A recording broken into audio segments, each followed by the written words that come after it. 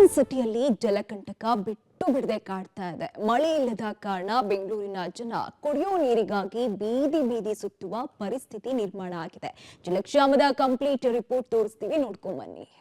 ಬೆಂಗಳೂರಿನಲ್ಲಿ ಮುಖ್ಯದ ಜಲಗಂಡಾಂತರ. ನಲ್ಲಿಯಲ್ಲಿ ಬರ್ತಿದೆ ಗಲೀಜು ನೀರು. ಆಕ್ರೋಶ. ಜೀವ ಜಲಕ್ಕಾಗಿ ಜನ ಬೀದಿ ಬೀದಿ ಅಲೆದಾಟ. ಸಿಲಿಕಾನ್ ಸಿಟಿ ಬೆಂಗಳೂರಿನಲ್ಲಿ ಜಲಕ್ಷಾಮ ಮತ್ತಷ್ಟು ತೀವ್ರಗೊಂಡಿದೆ. ನೀರಿಗಾಗಿ ಜನ ಬೀದಿಗಿಳಿದು ಹೋರಾಟ ಮಾಡ್ತಿದ್ದಾರೆ.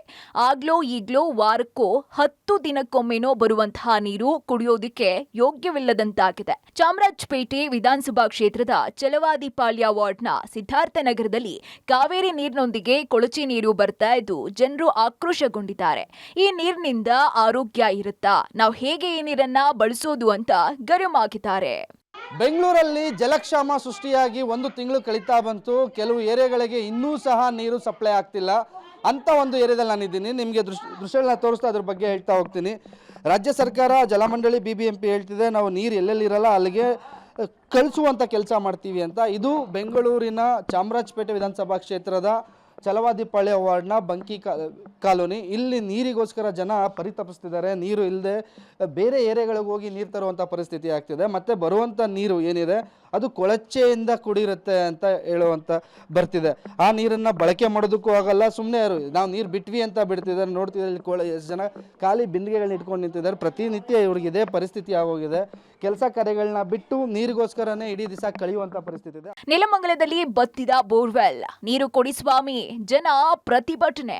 ಇನ್ನು ನೆಲಮಂಗಲದಲ್ಲೂ ಕೂಡ ನೀರಿಗಾಗಿ ಹಾಹಾಕಾರ ಹೆಚ್ಚಾಗಿದ್ದು ಕೊಳವೆ ಬಾವಿಗಳು ಬತ್ತಿ ಹೋಗಿದೆ. ಹೀಗಾಗಿ ನೆಲಮಂಗಲ ನಗರಸಭೆ ಕಚೇರಿ ಎದುರು ನಗರಸಭೆ ಸದಸ್ಯರು ಮತ್ತು ಜನರು ಪ್ರತಿಭಟನೆಯನ್ನ ನಡೆಸಿದ್ದಾರೆ. ಆದರೆ ನಗರಸಭೆ ಕಮಿಷನರ್ ಮಾತ್ರ ಇದ್ಯಾವುದಕ್ಕೂ ಸಂಬಂಧ ಇಲ್ಲ ಅನ್ನೋ ರೀತಿಯಲ್ಲಿ ವರ್ತಿಸುತ್ತಿದ್ದಾರೆ. ನಮ್ಮ ವಾರ್ಡಲ್ಲಿ 5 ಬೋರ್ವೆಲ್ಗಳು ಇತ್ತು. ನವೆಂಬರ್ ತಿಂಗಳಿಂದನೂ ಹೆಂಗೋ ಸ್ವಲ್ಪ ನೀರು ಬರ್ತಾ ಇತ್ತು. ಈಗ 1.5 ತಿಂಗಳಿಂದ ಆ 5 ಬೋರ್ವೆಲ್ಗಳಲ್ಲಿ ನೀರು ಕಡಿಮೆ ಆಯಿತು. ಒಂದೇ ಒಂದು ಬೋರ್ವೆಲಲ್ಲಿ ಇಡೀ ವಾರ್ಡ್ ಪೂರ್ತಿ ಮೇಂಟೈನ್ ಮಾಡ್ತಿದ್ದು. ಹೆಂಗೋ 5 ಅವರ್ 6 ಅವರ್ ನೀರು ಬಿಟ್ಕೊಂಡು ಈಗ ಏನಾಗಿದೆ ಅಂದರೆ 1 ವಾರದಿಂದ ಆ ಬೋರ್ವೆಲ್ ನಿಂತ್ಕೊಂಡ್ಬಿಟ್ಟಿದೆ.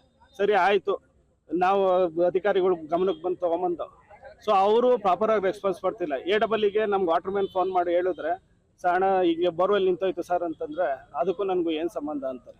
1 ವಾರದಿಂದ ನೀರಿಲ್ಲ ಅಂದ್ರೆ ಏನ್ ಮಾಡ್ಕೊಳ್ಳೋಣ? ಹೋಗ್ಲಿ, ನೀರು ಒಂದು ಬಟ್ಟೆ ಒಗೆಯಕ್ಕೂ ಬೇಡ, ಮಾಡ್ಕೊಂಡ್ಬಿಡ್ತೀವಿ. ಸ್ನಾನಕ್ಕೂ ನೀರಿಲ್ಲ, ಒಂದು ಕುಡಿಯಕ್ಕೂ ನೀರಿಲ್ಲ ಅಂದ್ರೆ ಎಲ್ಲಿಂದ ತರೋಣ ನಾವು ನೀರು? ಯಾರು ಓಡಿಸಿಲ್ಲ, ನಮ್ ಕಡೆನೆ ತಲೆನೇ ಹಾಕಿಲ್ಲ. ಟ್ಯಾಂಕರ್ ಅಲ್ಲಿ ಓಡಿಸಿದ್ರೆ ನಾವು ಬತ್ತೆ ಇರ್ಲಿಲ್ಲ, ಟ್ಯಾಂಕರು ಇಲ್ಲ. ಈ ನಡುವೆ ಬೆಂಗಳೂರಿನಲ್ಲಿ ನೀರಿನ ಅಭಾವವನ್ನ ಸರಿದೂಗಿಸೋದಕ್ಕೆ ಜಲಮಂಡಳಿಯು ಮತ್ತೊಂದು ಮಹತ್ವದ ಆದೇಶವನ್ನ ಹೊರಡಿಸಿದೆ. 2000 ಚದರ ಅಡಿ ಮೇಲ್ಪಟ್ಟು ಕಟ್ಟಡ ನಿರ್ಮಾಣದಲ್ಲಿ ಇರುವಂತಹ ಕೊಳವೆ ಬಾವಿಗಳನ್ನ ಜಲಮಂಡಳಿ ಸುಪರ್ದಿಗೆ ನೀಡೋದಕ್ಕೆ ಸೂಚಿಸಿದೆ. ಮುಂದಿನ ಆದೇಶದವರೆಗೂ ಆ ಕೊಳವೆ ಬಾವಿಯಿಂದ ನೀರನ್ನ ಜನರಿಗೆ ತಲುಪಿಸೋ ಪ್ಲಾನ್ ಮಾಡಿಕೊಂಡಿದೆ. ಒಟ್ನಲ್ಲಿ ಸರ್ಕಾರ ಏನೇ ಸರ್ಕಸ್ ಮಾಡಿದ್ರೂ ಜಲಕ್ಷಾಮ ಮಾತ್ರ ಕಡಿಮೆ ಆಗ್ತಿಲ್ಲ.